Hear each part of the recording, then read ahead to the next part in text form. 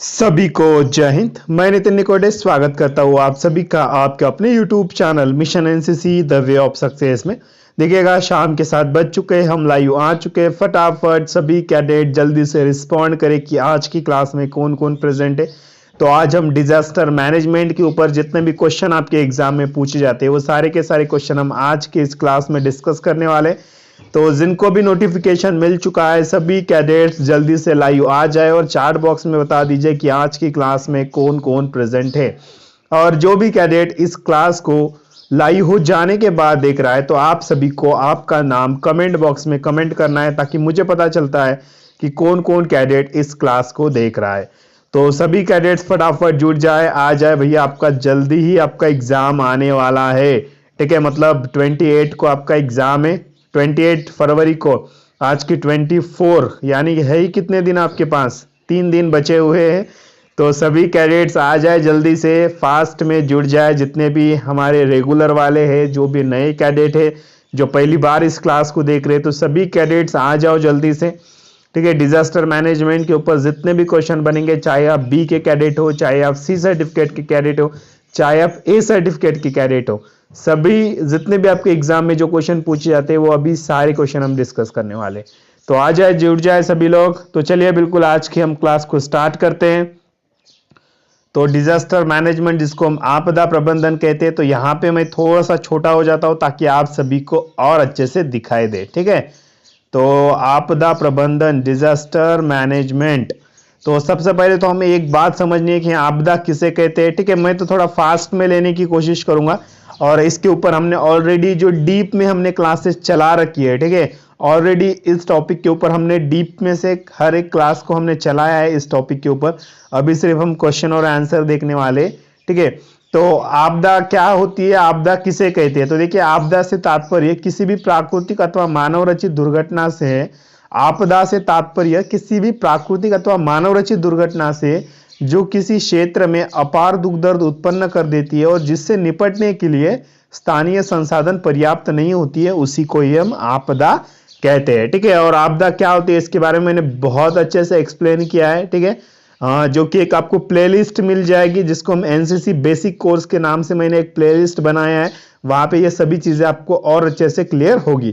ठीक है, तो चलिए उसके बाद में नेक्स्ट क्वेश्चन की ओर बात करते हैं। तो नेक्स्ट क्वेश्चन है कि आपदा के प्रकार लिखो। तो आपदा के कितने प्रकार होते हैं, तो आपदा के 2 ही प्रकार होते हैं। एक होता है प्राकृतिक आपदा, दूसरा होता है मानव रचित आपदा, जिसको हम मैन मेड डिजास्टर और एक नेचुरल डिजास्टर और मैन मेड डिजास्टर कहते हैं। ठीक है, ये क्वेश्चन ना हर साल आपके एग्जाम में आता है। ठीक है, अभी वो किस तरीके से आएगा, तो इस तरीके से वो क्वेश्चन आपके एग्जाम में आएगा। तो याद रखिए सभी कैडेट्स।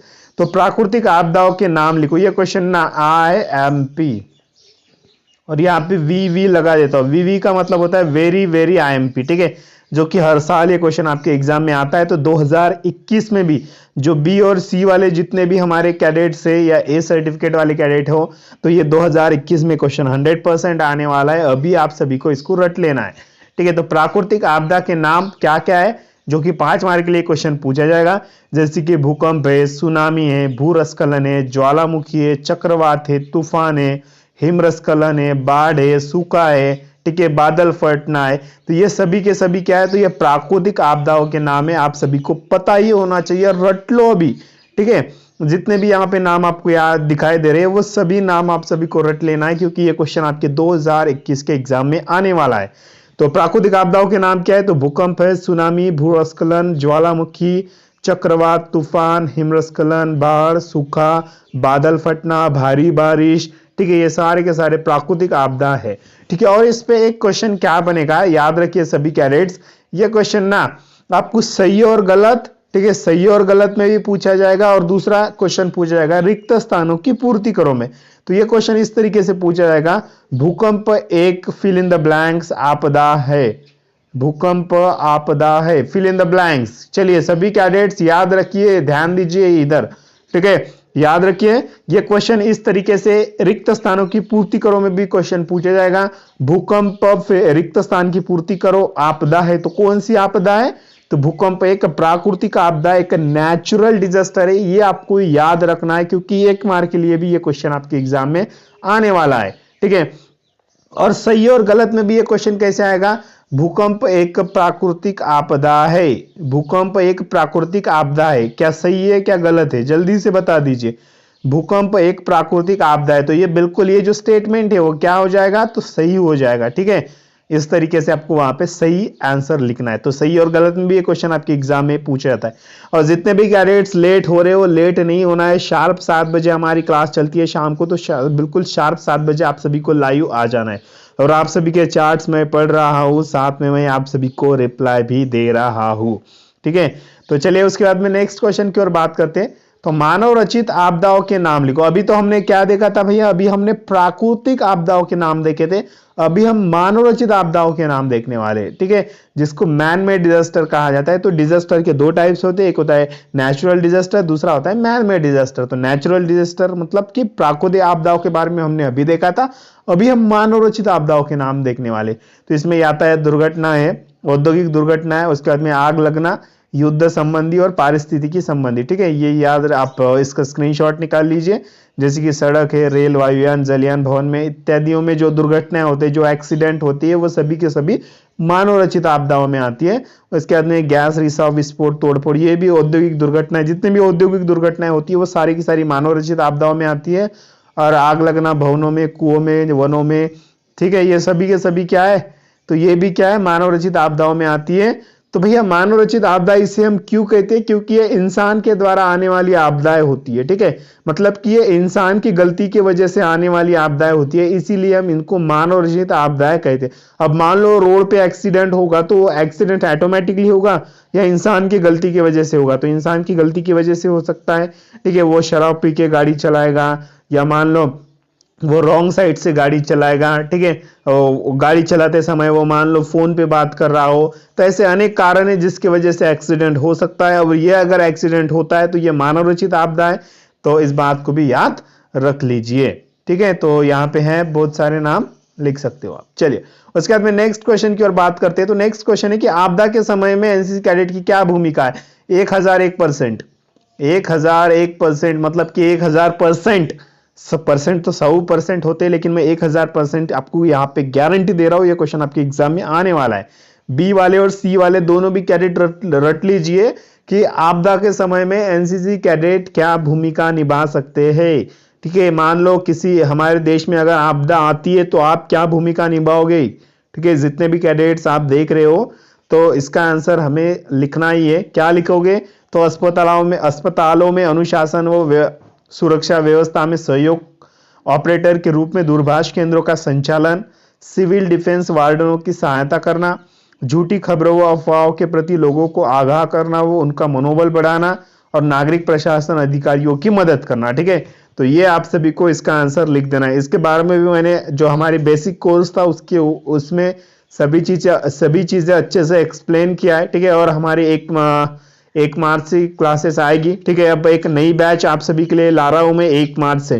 तो अब जिनका भी एग्जाम 28 फेब को होगा, जो सी वाले बच्चे वो तो नहीं रहेंगे, लेकिन जिनका भी बी वाला एग्जाम होगा, ठीक है, और जो 2022 में सी सर्टिफिकेट का एग्जाम देने वाले हैं, तो उनको वो क्लासेस करना चाहिए, मुझे ऐसा लगता है। ठीक है, अगर आप इंटरेस्टेड हो तो उस क्लासेस को भी आप कर सकते हो। 1 मार्च से बिल्कुल आएगी, मतलब कि आप हमारे साथ बात कर सकते हो, हम जो है आपके साथ बात कर सकते हैं। मतलब कि जो कम्युनिकेशन होगा ना वहां पे पूरा सही होगा। ठीक है, वो कुछ ही 1 मार्च से उसको मैं लॉन्च करने वाला हूं, जो कि फ्री है आप सभी के लिए वो बैच। ठीक है, बिल्कुल फ्री है।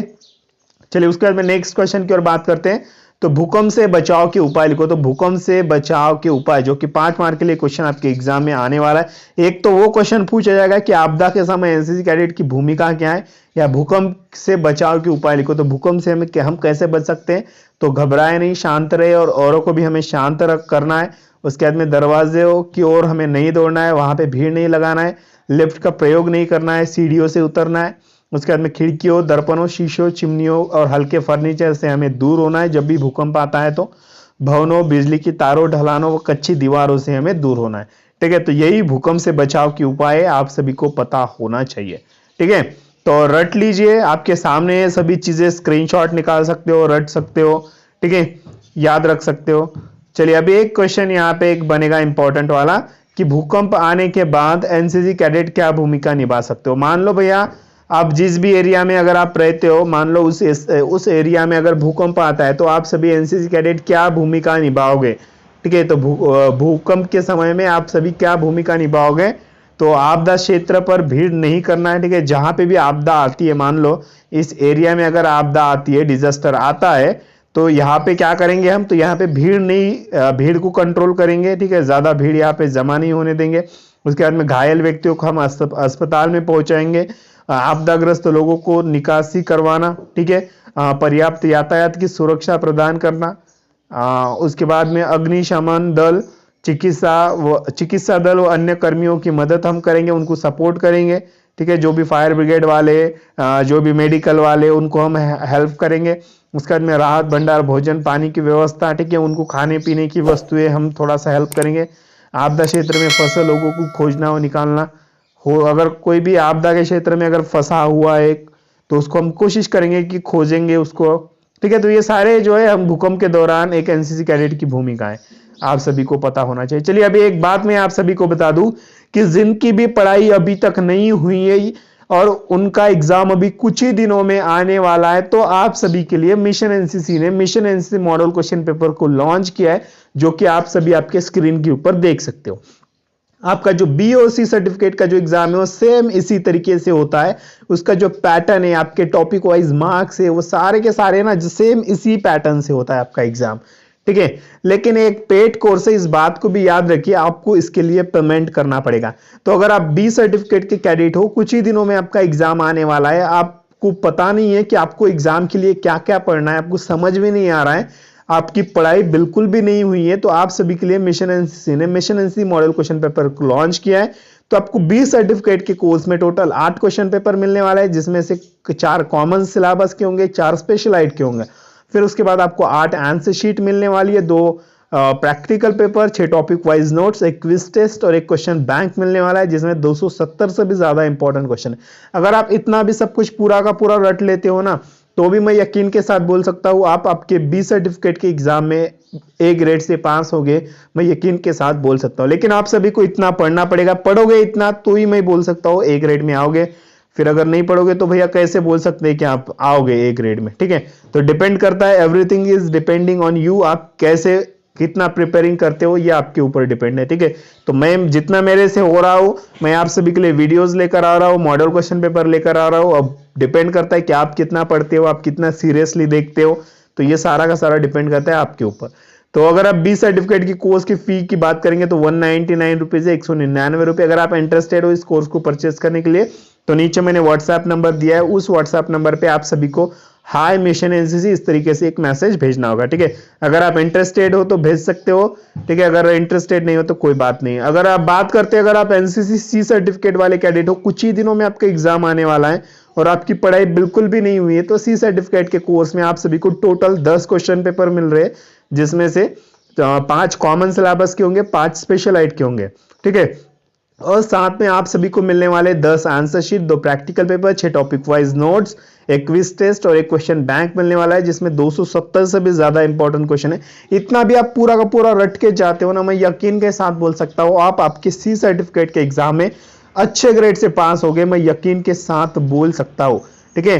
पूरा का पूरा बिल्कुल ना आप अच्छे ग्रेड से पास हो गए यकीन के साथ। अभी जो 21 फेब को जो एग्जाम होगा ना, होगा था, आपको पता होगा, जिसको पता है उसको पता है, जिसको नहीं पता है कोई बात नहीं, ठीक है। 21 फेब को अभी एग्जाम हुआ रिसेंटली, ठीक है।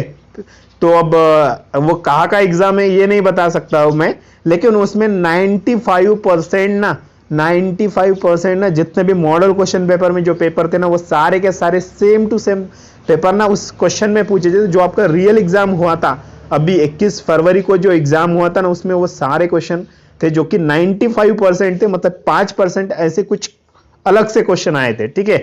तो आप समझ सकते हो कितना इंपॉर्टेंट होता है मॉडल क्वेश्चन पेपर।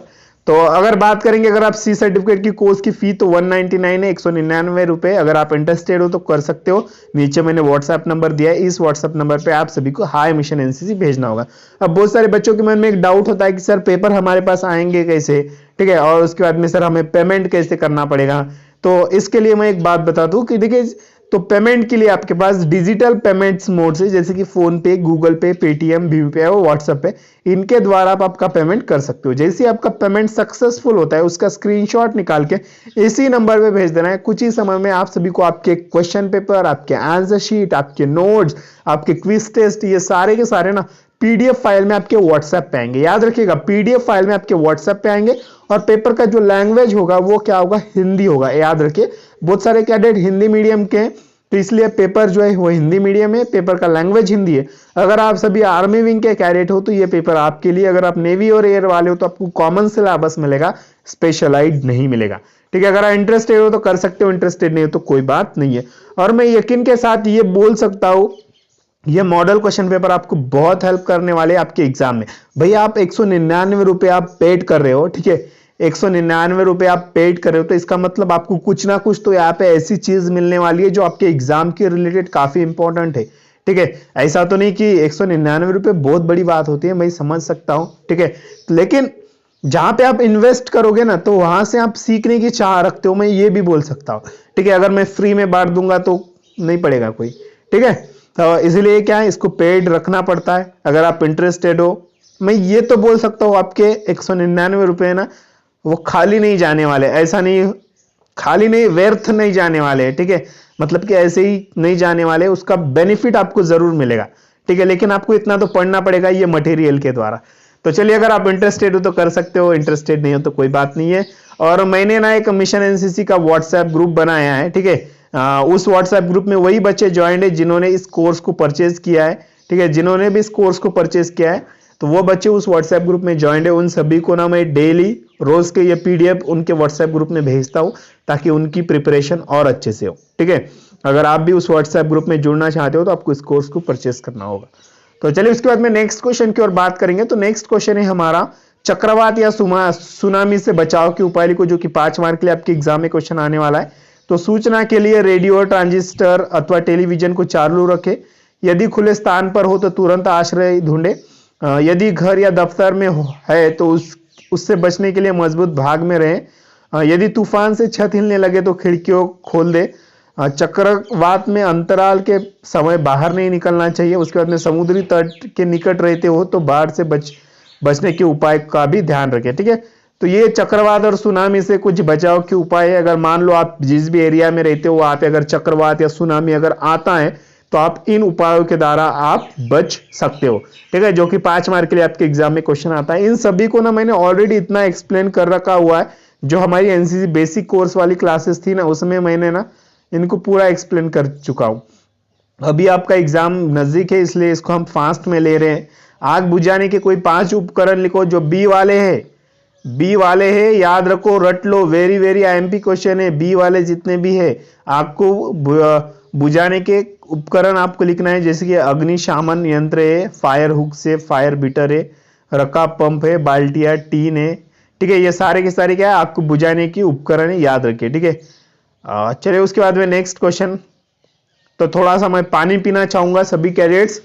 ठीक है, आप सभी बोर तो नहीं हो रहे हो? जितने भी कैडेट्स आप देख रहे हो, क्या बोर हो रहे हो? जल्दी से चैट बॉक्स में बता दो, क्या आप सभी बोर तो नहीं हो रहे हो? जल्दी से चैट बॉक्स में बता दीजिए, क्या बोर तो नहीं हो रहे हो?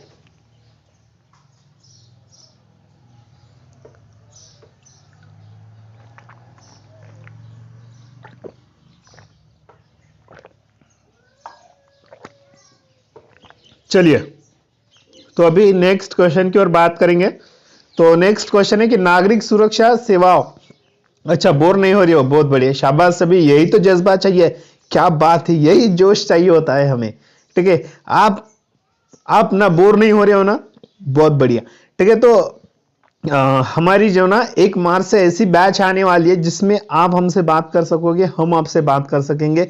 एक मतलब कि यूजर इंटरेक्शन होगा हमारी 1 मार्च से जो क्लासेस आने वाली है उसमें। टेंशन ना लीजिए, ऐसा कुछ धमाकेदार हम लाने वाले अभी मिशन एनसीसी पे, आप टेंशन ना लीजिए। जितने भी हमारे कैडेट है कुछ नया हम लाने वाले, बिल्कुल धमाकेदार लाने वाले आप। ठीक है, 1 मार्च से आपको पता ही चलेगा, 1 मार्च या 2-3 मार्च से होगा ही वो स्टार्ट। ठीक है, मैं तो कोशिश कर रहा हूं जल्द से जल्द आप सभी के लिए लाऊं। चलिए उसके बाद में नागरिक सुरक्षा सेवाएं, सिविल डिफेंस सर्विसेज के प्रकार आप सभी को लिखना है, जो कि 10 मार्क के लिए क्वेश्चन है। याद रखिएगा ये क्वेश्चन ना सिविल डिफेंस सर्विसेज इस तरीके से पूछा जाता है, सिविल डिफेंस सर्विसेज के प्रकार लिखो या नागरिक सुरक्षाओं के प्रकार लिखो, ठीक है। तो अब ये सिविल डिफेंस क्या है, तो ये बहुत बड़ी क्लास लगेगी इसके ऊपर, लेकिन थोड़ा सा शॉर्ट में समझिए। नागरिकों के द्वारा नागरिकों की जाने वाली सुरक्षा को हम सिविल डिफेंस कहते हैं, ठीक है।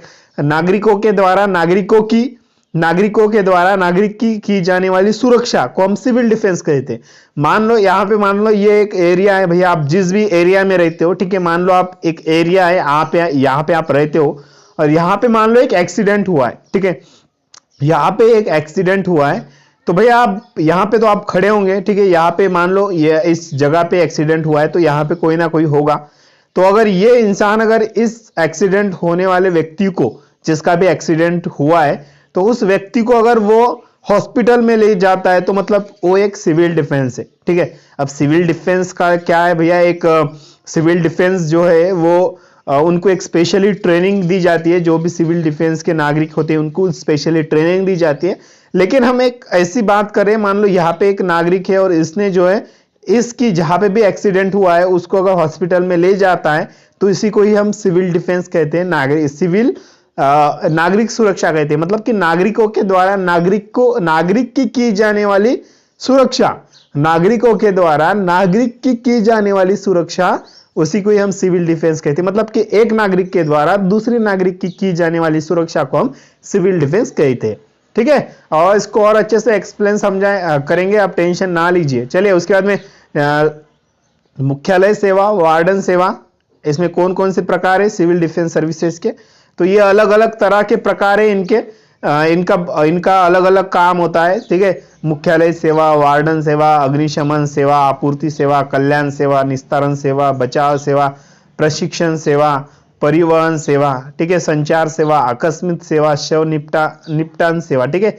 ये बहुत सारी अलग अलग प्रकार की सेवा है, और किसी और क्लास में इसको भी हम एक्सप्लेन करेंगे। मुख्यालय सेवा क्या होती है, अग्निशमन सेवा क्या होती है, वार्डन सेवा क्या होती है, कल्याण सेवा क्या होती है, ठीक है। इसके और भी हम अच्छे से एक बार एक्सप्लेन करेंगे नेक्स्ट क्लास में, मतलब कि नेक्स्ट वाले कोर्स में, ठीक है। तो चलिए जिनका भी एग्जाम अभी नजदीक आ रहा है, तो उन सभी के लिए ऑल द बेस्ट। आप सभी ना अच्छे से आपका एग्जाम पूरी तरीके से सॉल्व करिए, कोई भी क्वेश्चन खाली ना छोड़िए, ठीक है। जितना मेरे से हो रहा है मैं उतना कोशिश कर रहा हूँ आप सभी को पूरे के पूरे क्वेश्चन ना मैं आपको बताने के। अभी आपने जितना भी ये क्लास देखा ना, जितना भी आप सभी ने क्लास देखा, उन्हीं में के क्वेश्चन आपके एग्जाम में 100% आने वाले। अगर आप बहुत सारे बच्चे ऐसे होते हैं सिर्फ अभी थोड़ा सा देख रहे हैं, कुछ टाइम पास के लिए देख रहे हैं, उसके बाद में भूल जाएंगे, भैया आप ऐसे ही भूल जाओगे तो कैसे चलेगा, ठीक है। वो सारे क्वेश्चन आपके एग्जाम में आने वाले हैं, उसमें से एक भी क्वेश्चन ऐसा छूटने वाला नहीं है, ठीक है। वो पूरे के पूरे क्वेश्चन ना आपके एग्जाम में आने वाले हैं। अगर आप पूरा का पूरा इसको रटते हो, पूरा का पूरा फिर से एक बार वीडियो को देख के आप उसके नोट्स बनाते हो, तो ये फायदे वाला वीडियो है। अगर आप सिर्फ टाइम पास के लिए देख रहे हो तो कोई फायदे वाला नहीं है, ठीक है। तो चलिए अभी डिपेंड करता है वो आपके ऊपर, इंटरेस्टेड हो तो आप पूरा का पूरा देख सकते हो वीडियो, नोट्स बना सकते हो, ठीक है। और हमारे जो पेड वाले बच्चे हैं जिन्होंने मॉडल क्वेश्चन पेपर को परचेज किया है, तो उनके ये व्हाट्सएप ग्रुप में ये पीडीएफ में आ जाएगा, ठीक है, मैं भेज दूंगा पीडीएफ, ठीक है। तो जैसे ही हमारी अभी क्लास खत्म होगी तो ये पीडीएफ आपके व्हाट्सएप ग्रुप में आ जाएगा। अगर आप सभी इंटरेस्टेड हो तो इस मॉडल क्वेश्चन पेपर को भी आप परचेस कर सकते हो। अगर इंटरेस्टेड हो तो काफी इंपॉर्टेंट है पेपर आप सभी के लिए, ठीक है। इंटरेस्टेड हो तो करिए, फोर्स वाली कोई बात नहीं है। तो चले यहाँ पे देखिए कुछ ही देर बाद ना वीडियो आएगी, इन दोनों भी वीडियो को देख लीजिए, बी और सी वाले कैडेट्स, वो भी इंपॉर्टेंट है आप सभी के लिए। और जिन्होंने अभी तक भी लाइक नहीं किया है यार, एक बार तो लाइक बटन दबा दीजिए ताकि मैं भी मोटिवेट होता रहूं, ठीक है। और क्या कहेंगे, तो सभी कैडेट्स अब आराम से अच्छे से खाना खा लीजिए, सभी लोग मस्त बिल्कुल अब सो जाइए, ठीक है। तो मिलेंगे बिल्कुल कल वाली क्लास में। और जिनका भी एग्जाम है आप सभी के लिए ऑल द बेस्ट। पूरा का पूरा जो डिजास्टर मैनेजमेंट के ऊपर जितने भी क्वेश्चन पूछे जाएंगे वो सारे क्वेश्चन मैंने आप सभी को बताए हैं। हाँ, और 1 मार्च से हमारी नई क्लास कोर्स लॉन्च होने वाला है, फ्री कोर्स है आप सभी के लिए। तो चले, और सभी लोग बाकी सब हाल क्या बोलते हैं, सब बढ़िया है सभी, ठीक है, सभी लोग बढ़िया है, मस्त हो सभी। तो चलिए बिल्कुल आप सभी के लिए गुड नाइट, और मिलेंगे नेक्स्ट क्लास में। तब तक के लिए टाटा बाय बाय, सायनारा, अलविदा। आपका कीमती समय निकाल कर वीडियो देखने के लिए शुक्रिया। मिलता है दोस्तों अगले वीडियो में। जय हिंद, वंदे मातरम।